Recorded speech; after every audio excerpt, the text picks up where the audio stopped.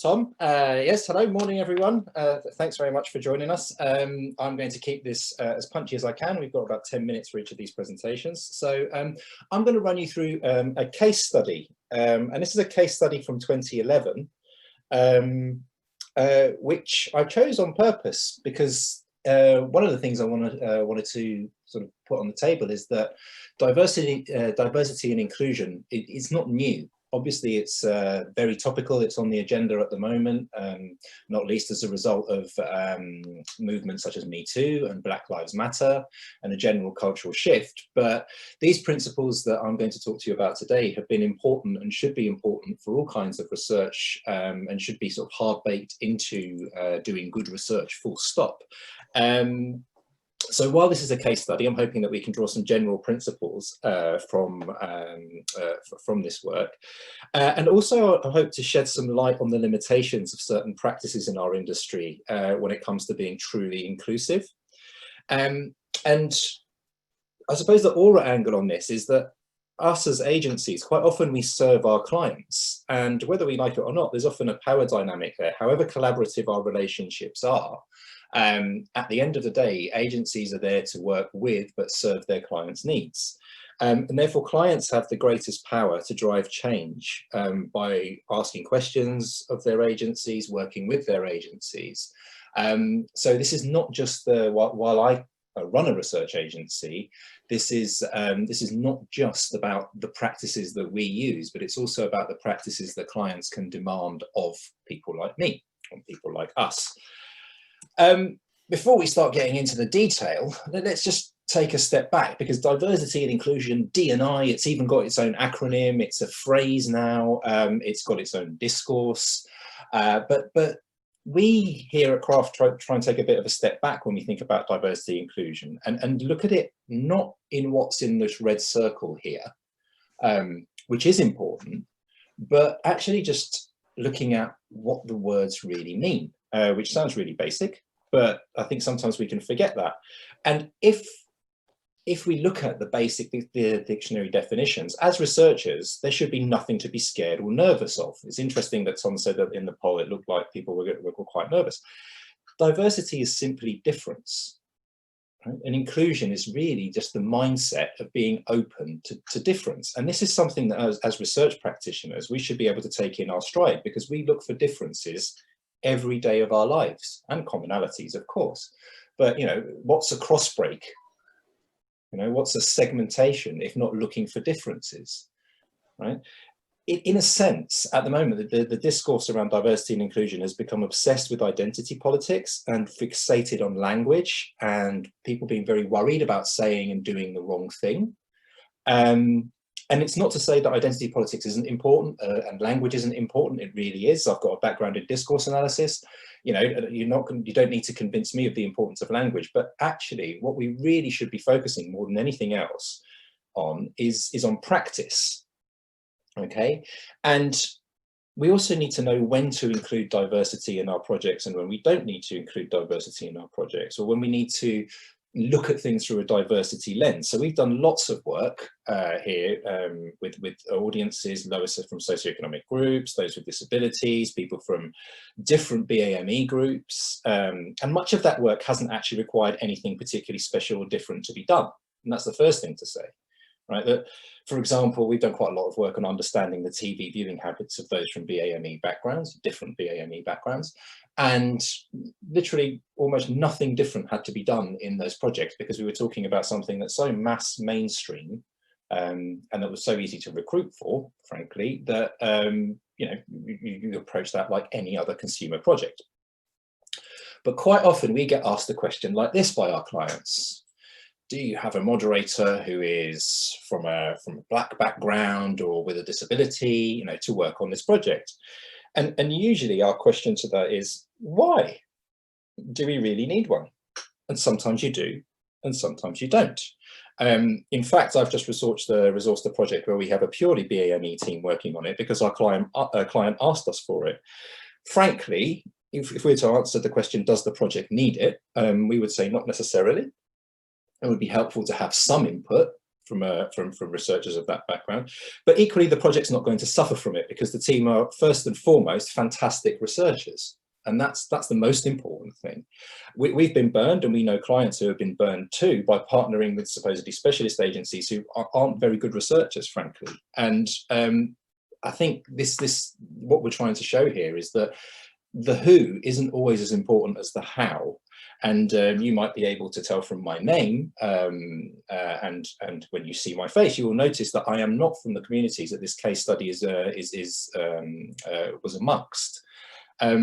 So that how is usually more important than the who in our experience. And the fact is, you as a client shouldn't have to compromise, really. There are plenty of fantastic researchers from all kinds of backgrounds, but equally, a good researcher should be able to get into certain topics and understand certain groups of people if they can do their job well. What we should say as well is that our industry has standard practices that are majoritarian. And again, this is about the how, right? So, you know, if we look at qualitative and ethnographic recruitment, it's been designed to do certain jobs very, very well. And so it's fit for purpose most of the time. You know, if we're talking about doing, you know, standard FMCG research or those kinds of things, then there's no need to do anything different. And there's probably no need to do anything different if you're trying to understand people from people of a Black heritage, or people of Asian heritage, or people of Muslim heritage, all those kinds of things. But in some instances, those processes and practices simply won't achieve the same objectives. And in those cases, creative solutions are needed, right? A breaking from the norm and a different approach, right? And what we're going to show in this case study really is that clients need to both demand and listen of their agencies and be willing to support creative solutions that might be riskier, might be slower, and might be costlier than standard approaches, but ultimately they should deliver results. So this is the brief that we were given, and it's worth saying, as I reminding you, as I said earlier, that this case study is from 2011. So transport yourself back to those halcyon days, pre-Brexit. We didn't even have the word. Pre-COVID, no one knew what a coronavirus was, unless you were a virologist or an epidemiologist. And these were probably the hot button, most controversial issues that you could talk about when in the news agenda. What does it mean to be British? You know, what does this mean for the multicultural model? You know, all the integration, all these debates that we were having at the time. And the brief that we were given was, what are the lived experiences of young British Muslim men who are potentially open to narratives propagated by Islamist terrorism? And what makes those narratives appealing? And ultimately, how can government counter-messaging appeal to them? Oh, I mean, you get this brief and you think, oh, fascinating, brilliant, but where do we start? And this is tricky. It's a taboo topic. People don't really want to talk about this kind of stuff, or didn't at the time. Researchers were often scared, or often also suffering from a pretty knee-jerk liberal bias that frankly made them bad at the research because going in with far too many preconceptions and presuppositions. The very act of a white person like me approaching, you know, people of color, Muslims, to talk about such as things like this could in and of itself be construed as othering, as racist, as orientalist. You know, why are you talking, you know, why are you approaching me as a terrorist? Why are we talking about terrorism? Can't you see me for the person that I am? You know, so really difficult topic in and of itself, just because it's a taboo, but also complicated, complex. Even if you can get people to talk about it, it's going to take a very long time to build enough trust for you to even raise the subject, let alone for people to tell you the truth. And that wasn't even the first challenge, because the first challenge is much more practical. How are we even going to begin to build engagement with people who the market research industry cannot usually reach? Now, we hate the phrase hard to reach here at Craft, because actually what we think is that it shines a light on these standard practices that aren't fit for purpose for certain jobs in the research industry. Actually, lots of the people who are defined as hard to reach or described as hard to reach aren't very hard to reach at all. But in this instance, they were, right? I mean, being being black or being from a lower socioeconomic group or living with a disability does not make you hard to reach. In fact, a good researcher should be able to reach these people, right? But in this case, it really was true, not because of their religion directly, but because the young Muslim men we were interested in were not just any young Muslim British men. They were among the most deprived in the country, from communities really suspicious of outsiders and with generally negative experiences, contact with authority, and that is something which we could be construed as being, right? And it's this intersectionality that made things tricky, not their religious identity per se. So essentially, we had to look at doing things differently. And so from a recruitment perspective, what this meant was avoiding traditional recruitment totally, because we were looking specifically for young British Pakistani men and young British Somali men. And so we did something that you wouldn't normally do, and you wouldn't do if you were researching TV programs or soap powder or financial services necessarily. We decided to go directly to where the audience is, not recruiting off databases, and not anything like that, but literally hanging out 4 days on end in places where these communities tended to live and tended to hang out. Talking to community leaders, talking to people in shops, in barbers, being very, very open and honest about what we were doing, not putting any pressure on at all, leaving flyers, just putting it out there in the community that this is what we were doing. It's almost like an outreach program. And just, not having hard quotas on who we were trying to get, snowballing, talking to friends of friends, people putting us in touch with other people, often in other cities. We ended up going to Northampton because somebody in London had told us that there was someone good to talk to in Northampton, and doing all that kind of stuff. And then when it came to actually collecting the data, doing the research, using participant researchers, so asking the community to research itself in large part, this took about a year, and a lot of film work, a lot of longitudinal documentary style data collection, being very open and honest about our purposes in the long run. So we never hid the fact that we were interested in talking to be ultimately that this was about narratives of Islamist terrorism, but that's not where we started. We just wanted to understand these guys as people, and starting very simple. And as I said, it took a year, start to finish. By the end of the year, we had a nice big group of, qualitatively big group of participants who were happy and willing to not just sit and talk with us about these things, but show us and give us real insight into how these narratives of Islamist terrorism sort of enter and live in the communities, and the real reactions to them, and the ambivalence that they might feel towards them. So really fascinating project. But one that was, obviously here are some photos that show us how deep we went, snooker halls and, some pretty quite often dark places, really reaching into these guys' lives in ways that you wouldn't be able to do off a recruitment database in sort of more traditional senses. But I think the main takeout for us was that it was our client that had made this possible. Because while the client had very, very clear objectives, they recognized how difficult this work was. And their mind was totally open on the process. And that's something that we as researchers are not good at. We sell 6 groups, 5 ethnographies, 20 depth interviews, amongst a very prescriptive sample frame quite often. And the process can sometimes lead the thinking rather than the other way around. Whereas here, it was a nice open relationship. Objectives were clear, and we were trusted to be flexible, and the client was also flexible. The client showed us incredible patience, gave us time, and had a willingness to invest. Essentially, we had a budget given to us and said, just meet these objectives and check in with us regularly to tell us how you're going.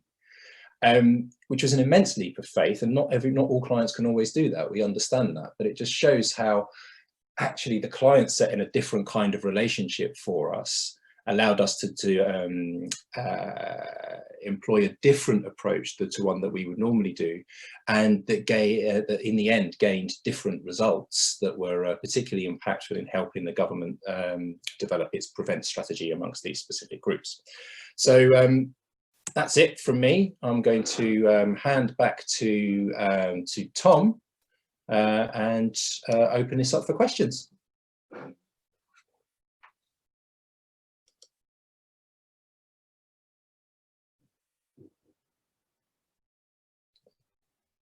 Can anyone hear me?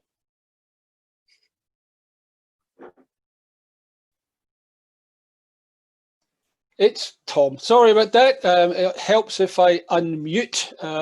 Goodness me, radio silence, unacceptable as it is. Fantastic, really interesting presentation, Konrad. Thank you very much for that. I can see we have some questions in the Q&A box, so let's get straight to those. Ruth Hinton is asking, did you consider who in the research agency team was best placed to get involved to get the best relationships and engagement from these hard-to-reach participants? The answer to that is yes, but what we didn't consider really in large part was people's ethnicity or religion, which might surprise you. We just wanted the people who were best placed to talk about matters of identity, and also those who we felt would be a good match in terms of these guys being young men. So we purposely avoided any female researchers because we felt that the young men of a similar age and a similar background would be able to build a good rapport with the target audience in question. Okay, super. Wendy Mays has asked a question. Wendy's asking, did you also take an alternative approach towards incentivizing the participants? Not really is the answer to that. Well, when you say an alternative, an alternative to cash, to money, no. These guys were quite often from quite deprived communities and were and so money is often a big motivator, and we shouldn't be nervous about that, I don't think, as an industry particularly. As long as people are doing good research, they should be paid for their work. The only thing that was different here is that, and it's not really that different, we do this on all longitudinal projects, it's just a staggered incentive so that we are rewarding people for their work as they go, rather than leaving everything to the end or paying them up front. That was the only difference. Okay, please do keep popping questions into that Q&A box. We have a few more minutes. As soon as I said that, Judy Adam pops in a question to say, how did using participant researchers come about? Was it organic or part of your planned approach?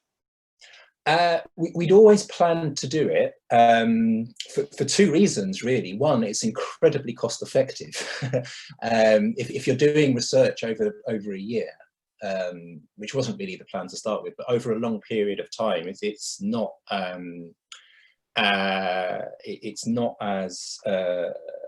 efficient really to be going out into the field for the amount of time that we needed to be out in the field, but also we wanted these guys to give us access to their worlds. It wasn't just about the individuals, it was about their cultures, their families, their friendship groups, their social relationships, all those kinds of things.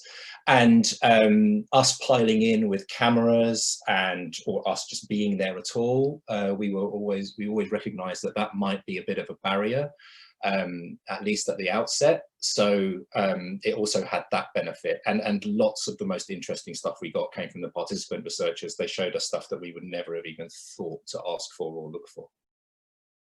Okay, good response. Konrad, we've got a question actually from the chat box, I see, from Halma Khan. Thanks, Halma. Were the families and local community leaders involved in the research, involved in the culture in which some of the people operate in, as important as the subjects themselves?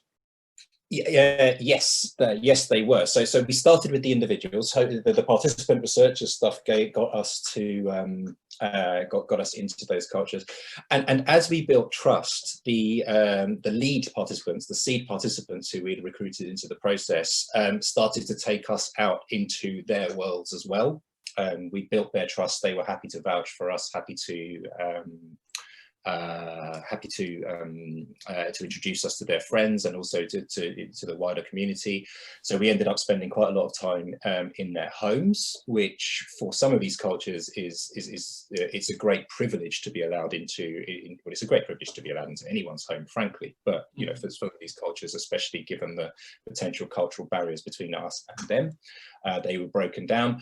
We were, like I showed you, we were in snooker halls hanging out with their friends. We went to cat cafes with the Somalis and sat there all night drinking coffee and listening to them talk about Somalia and Somali politics and that kind of stuff. So yes, very much so. The lead respondents were seed respondents who kind of got us in, if you want. Perfect. Okay. I've got a question for you, Konrad, to say, what are the characteristics you're observing from your clients when it comes to those who are given due consideration to inclusion and diversity? Are there particular traits you're observing? I think, if from our perspective, the ones that are best at it are willing to show their vulnerability. And so we don't know, can you help us? We don't necessarily understand these groups. We will be led by you to a certain degree, but they're also willing to challenge us as well. They don't just kind of roll over. And I suppose they have the confidence to be able to manage up internally, or just manage their stakeholders internally, to say that if we need to do this properly, it's going to take a while. It's a bit of a risk. Okay. So courage is required. Yes, yeah, absolutely. Courage and influencing skills. Difficult trait. Ruth and Judy have each popped in a question. Ruth's asking if you can share a learning point from something that went wrong. Good heavens. And Judy is asking, given the long time frame and the trust involved, did you share the findings with the participants? Well, we talked to them about what we were finding and what we thought. It was an incredibly iterative process of hypothesis testing with them. So we didn't actually share the final outputs in terms of the written outputs. What we did also do is make 2 25-minute documentaries that we showed them and that they were very pleased with, because they felt like they'd made it onto the big screen, which they hadn't. It was never made public, but they liked that. So yes, of a fashion, yeah. Okay. I see there's another question in the chat box. There'll be a final question from Kshitja. Hopefully I pronounced that properly. How did you overcome the language barrier? There wasn't one, because they were young British Muslim men who were born in this country. Oh, that's easy then. Very straightforward. I've just spotted the time, Konrad. It's 9:27, so it's time for us to move on.